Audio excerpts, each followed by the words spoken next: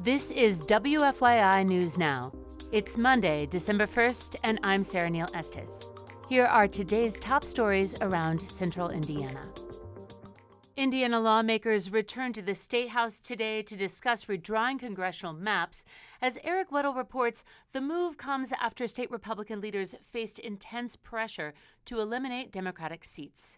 The Indiana House convenes today to debate maps aimed at handing Republicans 2 additional seats in Congress. Senate leadership initially rejected the call for a special session, saying they lacked the votes to pass new boundaries. But the caucus reversed course after President Donald Trump and Governor Mike Braun threatened to back primary challengers against lawmakers who didn't support the plan. The Senate is expected to debate the House proposals next week. I'm Eric Weddle. Looking into next week and the Senate's role in redistricting, one senator says he will vote no because of something President Donald Trump said. Michael Gatlinberger reports. President Trump used a word often considered derogatory toward people with intellectual disabilities when referring to Minnesota Governor Tim Walz in a Truth Social post Thursday. In a Facebook post Friday, Senator Mike Bohacek of Michiana Shores said he has a daughter with Down syndrome, adding, quote, "This is not the first time our president has used these insulting and derogatory references, and his choices of words have consequences."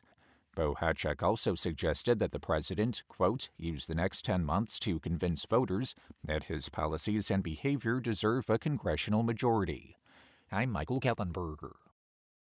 In Indiana's last legislative session, the state froze enrollment for a program that helps low-income families pay for childcare, and many families now grapple with increased costs. Dylan Piers-McCoy reports some Republican leaders in the State House say one solution is to reduce government rules.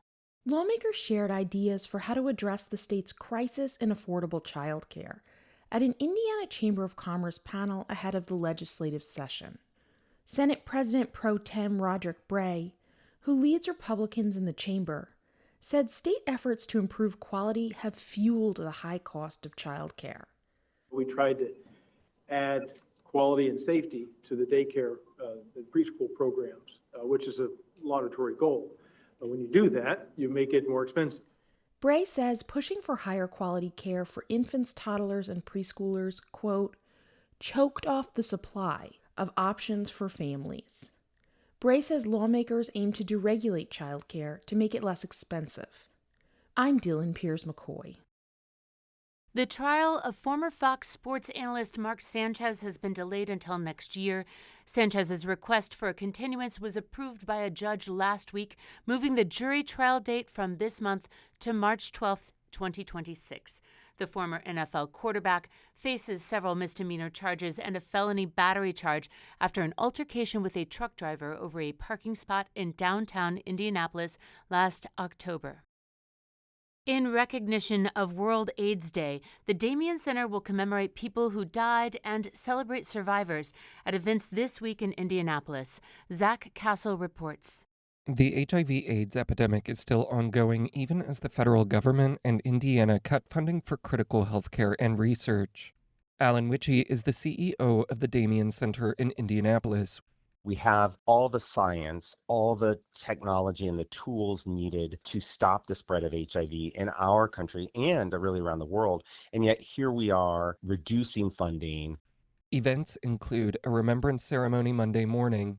Sections of the AIDS memorial quilt will be displayed. I'm Zach Castle. The Athenaeum Christkindlmarkt is back in Indianapolis this holiday season. Zach Bundy reports on the event's diversity of offerings this year. The market is downtown at the Rathskeller Beer Garden every weekend through December 21st. This is the 4th year the Athenaeum Foundation has hosted the event. The market features activities inspired by German folklore, but also celebrates other cultural holidays. On December 14th, the market celebrates Hanukkah with traditional Jewish folk music. On December 20th, Las Posadas will be celebrated with Mexican folk dancers and mariachi music. And on December 21st, the market will highlight Kwanzaa, a celebration with African roots shared through storytelling, music, and art. I'm Zach Bundy.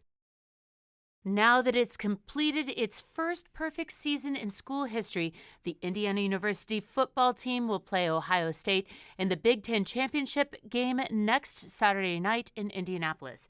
Then it's on to the college football playoffs. Quarterback Fernando Mendoza says the Hoosiers know what is in front of them.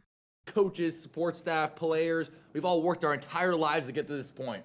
So at this point, it's not like complacency, like, oh yeah, we're 12-0, great. Like, we got to keep on going harder, and we got to train harder because this is just such a once-in-a-lifetime opportunity that we have ahead of us. IU wrapped up the regular season Friday night with a win over rival Purdue in West Lafayette. Mendoza said before the game, center Pat Coogan gave an inspiring speech. Coogan, a transfer like Mendoza, told them to remember who they were and not to let a chance at history get away. Look at us, a bunch of misfits, guys from FCS, G5, JMU coming up, bunch of transfers, a bunch of rejects that got replaced with their old schools coming to Indiana. And now we have a chance to be 12-0. Indiana and Ohio State both finished the season 12-0 overall and 9-0 in the Big Ten. Kickoff for Saturday's championship game is 8 p.m. in Indianapolis or on Fox. That's all for today's episode of WFYI News Now. Our podcast is produced by Zach Bundy with support from the news team at WFYI and public media journalists across the state. Kendall Antron produced our music. And if you liked today's episode, remember to subscribe and share and follow WFYI on Facebook, Instagram, TikTok, and YouTube to get the latest updates from our newsroom anytime. I'm Sarah Neal Estes. Thank you for listening. We'll see you next time.